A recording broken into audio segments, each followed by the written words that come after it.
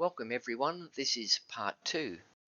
In order to move this along, I am now going to provide the following very high level list of key events. As we have just seen, the Lord God Almighty married the nation of Israel, all the tribes together at Mount Sinai.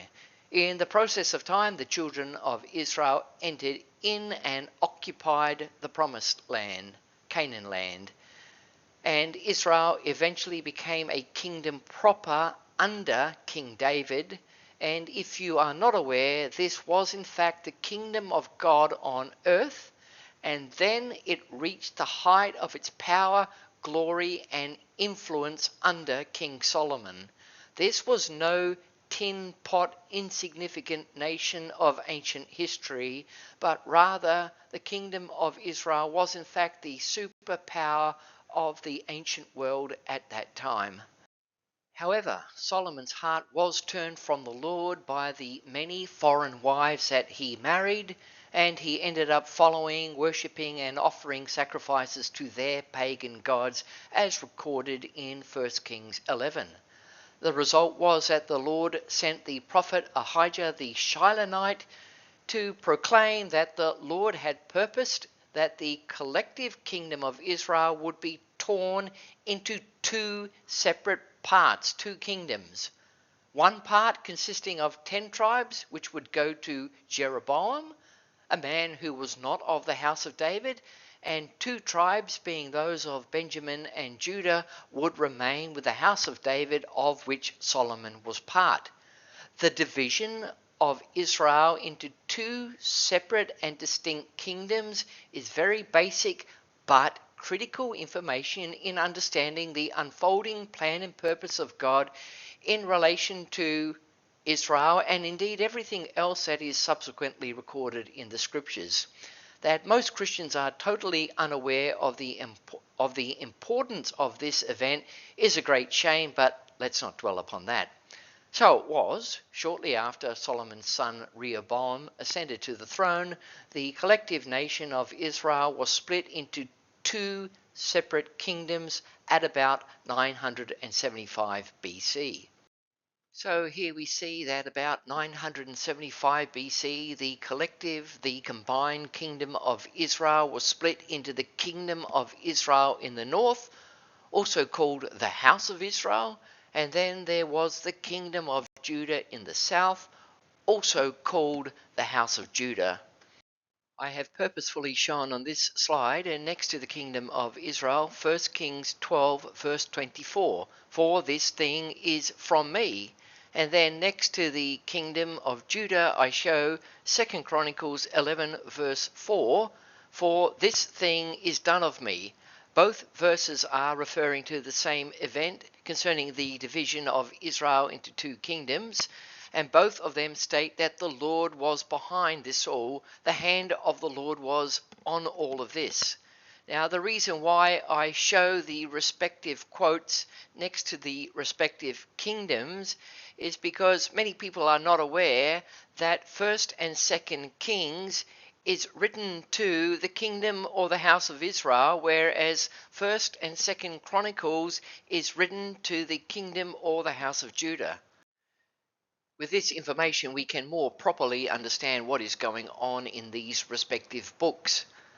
Sometimes we see Israel and Judah at war with different nations. Sometimes they are in league together, and sometimes they are fighting against each other. This is very interesting, but the main point to take from this now is that from the point of the division of the kingdom into 2 nations, the scriptures carefully and continuously delineate between the 2 separate kingdoms so that you can't mistake who is who. The northern kingdom retained the principal name or title of Israel. In the scriptures, it is also called Samaria, Joseph, Ephraim, and more. The southern kingdom was principally called the house of Judah, the kingdom of Judah, or just Jerusalem. The kingdom of Israel was principally constituted of 10 tribes, and unsurprisingly, it contained the largest population and possessed the largest landmass. the kingdom of Judah was principally constituted of two tribes, being Judah and Benjamin. It had a smaller population and a much smaller landmass. Note I say that these respective nations were principally constituted of the various tribes that I've mentioned. I say this because, as an example, Levi was also present in Judah, and they continued to administer the temple and the spiritual side of things to various degrees depending who was on the throne. Doubtless there were some Judahites and Benjaminites in the northern kingdom as well. However, none of this changes the main facts that are being presented here. The capital of the kingdom of Israel was Samaria. The capital of the kingdom of Judah was Jerusalem. Jeroboam commenced the monarchy of the kingdom of Israel, whereas Judah continued with the royal house of David. And here may be a surprise for many to learn. Most Christians, including Bible scholars, even the very best of them, do not understand that those of the kingdom of Israel were not Jews. They were never called Jews in the Bible. How could they be Jews when they were not of the house of Judah? It was only those of the kingdom, the house of Judah, which became known as Jews. It is a fallacy to use the term Jew to refer to the bulk of Israel who were of the kingdom of the house of Israel. I'm going to clarify that an actual true descendant of the house of Judah, being those of Judah and Benjamin, with a little bit of Levi, these are indeed Israelites by nationality, but those of the kingdom of Israel in the north, they are not Judahites because they are not of Judah. They are not of the house of Judah, to which the name Jew was subsequently applied. And this gets back to what I set forth at the very outset, and that is, without consulting the foundation, the Old Testament, the result is that faulty theology is developed, and then in order to make it all work, one has to force that faulty theology back onto the Old Testament to make it fit. And this is not the way to approach the Bible. The term Jew does not occur in the Bible until we reach 2 Kings 16 verse 6, some 200 years after the split of the whole house of Israel into two kingdoms. And there in 2 Kings 16 we find the Jews, that is the kingdom of Judah, in conflict with Israel. It's a strange thing, this Bible. It often doesn't line up with what is said from the pulpit. People talk about Abraham the Jew and the Jews of the Exodus, and frankly, they simply do not know what they are talking about. And these errors compound right down into the New Testament. Now, I understand that some people will say that all of Israel was subsequently amalgamated into the Jewish nation at the time of the Babylonian captivity, and I'm going to specifically address this amalgamation theory later and provide a clear biblical rebuttal to this false notion. As well, I will add that the situation with the kingdom of Judah is in fact quite complicated, and I'm going to be looking at this further in part 10. Right now, I'm going to mention that the kingdom of Judah was the powerhouse of Israel.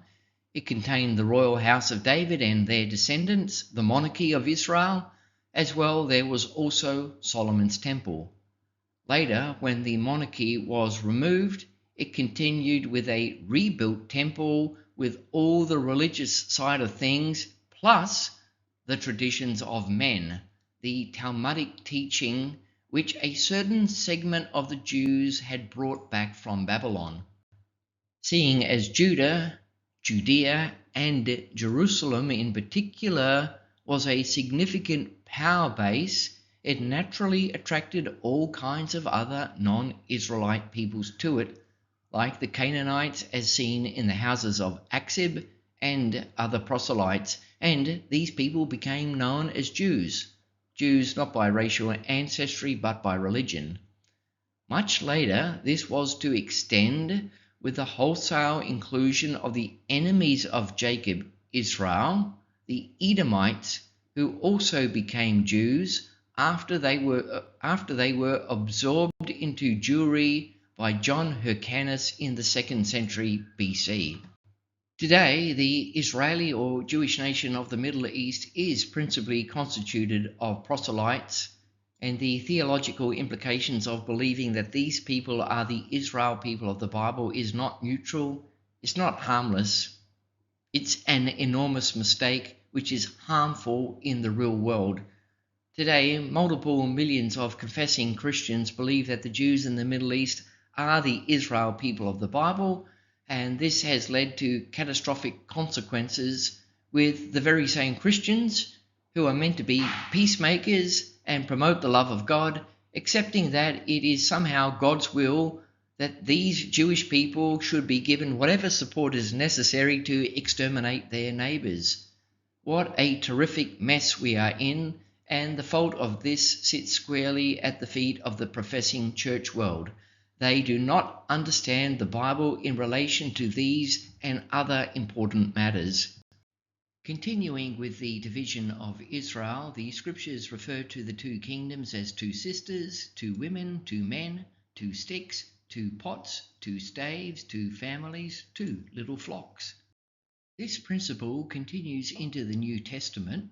For example, in the parable of the prodigal son, there are two sons. In the parable of Lazarus and the rich man, and yes, it is definitely a parable, there are two men. In the parable of the man with the vineyard, there are once again two sons, and so on. There are so many things in the New Testament that pertain to this division that it would take far too long to detail each of these and prove each one, but they are there nonetheless. To be clear, this is not an incidental, inconsequential matter that we are considering. This is not just an interesting bit of Bible knowledge that we are sharing here, but rather it is absolutely necessary to understand, otherwise it becomes impossible to follow the plan and purpose of God from the Old Testament to the New. Without this understanding, we cannot properly grasp what is going on in the New Testament, and as well, this touches directly upon our topic, the bride, the Lamb's wife. It is very, very important to note that the kingdom of Israel in the north went into the Assyrian captivity or captivities, which occurred between about 745 and 721 BC. This is the first diaspora, or diaspora if you please, of the children of Israel that many Christians never seem to mention. They don't seem to dwell upon it. Perhaps some are not aware of it. I think that in reality it simply gets lost in the obsession with the false belief that the Jews represent all the Israel people of the Bible. Accordingly, when the diaspora of the house of Israel gets mentioned, it actually gets spoken about in terms of the diaspora of the Jews. And this is not only false, it is totally misleading. And because all of Israel is Jewish in the minds of most, the main thing that gets focused on is the dispersion of the Jews brought about by the Romans in 70 AD. The bottom line is that false conclusions are made and the Bible story gets completely lost. As regards the biblical record of the capture of all the fenced cities of Judah, I will add for your interest that the Taylor Prism, also called the Sennacherib Prism, contains the text of the Annals of the Assyrian king Sennacherib, in which he refers to the capture of those fenced cities of Judah and records that he took 200,150 people with him. I've got all the details of that shown here. I'm not going to read it out. This is quite a large contingent of the house of Judah that was taken into captivity along with the house of Israel. In my opinion, this may be seen, at least in part, to have paved the way for the reunion of the rest of their brethren of the house of Judah under the new covenant, and I'm going to be talking much more about the bringing back together of the two houses later. Over 100 years after the house of Israel was taken away, At about between 605 and 585 BC, the kingdom of Judah was taken into Babylonian captivity for 70 years of punishment. Unlike the Assyrian captivity of Israel, which purpose was to permanently remove and divorce the house of Israel, it is important to note that the purpose of the Babylonian captivity was 70 years of punishment. There was no permanent removal, there was no divorce, there was no break in the national marriage with the Lord. And when the 70 years expired, a remnant of almost 50,000 people of the Judah nation returned to rebuild Jerusalem and the temple in preparation for the coming of Jesus Christ. This return and the rebuilding of Jerusalem and the temple is recorded in the books of Ezra and Nehemiah, and it is this nation that the 70-week prophecy of Daniel chapter 9 is dealing with. Now, if you are unsure of what I mean by the divorce of the house of Israel and that the Judah nation was not divorced, then don't worry, because I'm going to be expanding on this soon. To be transparent, there was a diaspora of the Judah nation due to the Babylonian captivity, because most of these did not want to return to Jerusalem. They actually liked living in Babylon. And then there was the famous, and I suppose much more well-known, diaspora when the Romans came and destroyed this nation and its temple in 70 AD. This destruction was a result of the Judah nation's total rejection of Jesus Christ and their repudiation of the new covenant. All of this completely fulfilled the 70-week prophecy of Daniel, including the prince that would come and destroy the city.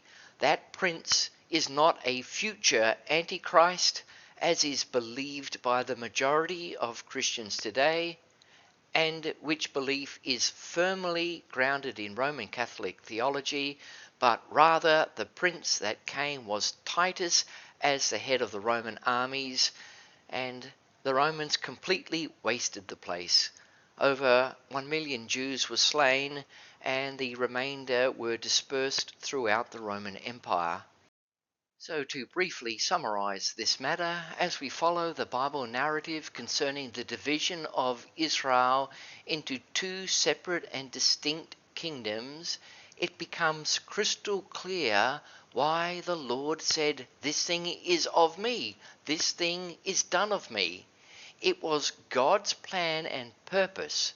God had a different destiny for each of the houses, and this flows right into the New Testament, where the Judah nation would be totally destroyed, but the people of the house, that is, the actual lineal descendants of that Judah nation, would be brought back together again with their brethren of the northern kingdom under the new covenant, and I'm going to be talking more about this.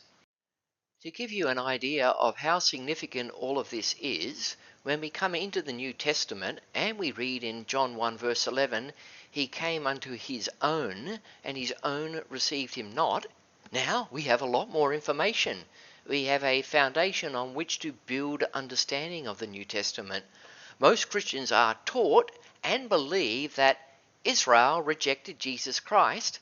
Therefore, the Lord had to turn his attention and affections to another people to tie the whole thing over until some future point, which has not yet been reached, and only then would he come back to his people, Israel, and restore them and deal with them and so on. This understanding is wrong. It doesn't come from the Bible. When it says Jesus came unto his own, the ones that he came unto were the remnant of the Judah nation that was there. The bulk of the children of Israel, being those of the house of Israel, were long gone. Long gone in terms of time and distance. They were physically not there for Jesus to come unto and to be rejected by. As well, when the house of Israel was driven out of the land by the Assyrians, they lost the name of Israel and they became known as the Gentiles. This should make most people stop and think, I hope. Right now, I'm not going to elaborate on this further, but hope that you can see that what many people believe concerning what is going on in the New Testament does not in fact line up with what the Bible is actually saying. And this goes back to my very first point, that we often do not consider the foundation on which the New Testament is built. When we go to church, we do learn a lot of very good things, and praise the Lord for that. However, for the most part, we are not being taught what the Bible actually says. I will add one more comment before I end this part, and that is to point out that the situation as it pertains to the house of Judah or the Jews is quite complicated. Much later in this series, starting with part 10, I'm going to be specifically examining the Judah nation and hopefully adding a lot of clarity concerning what happened in the New Testament in relation to this house. So please make sure that you continue through to those parts. This is the end of part 2.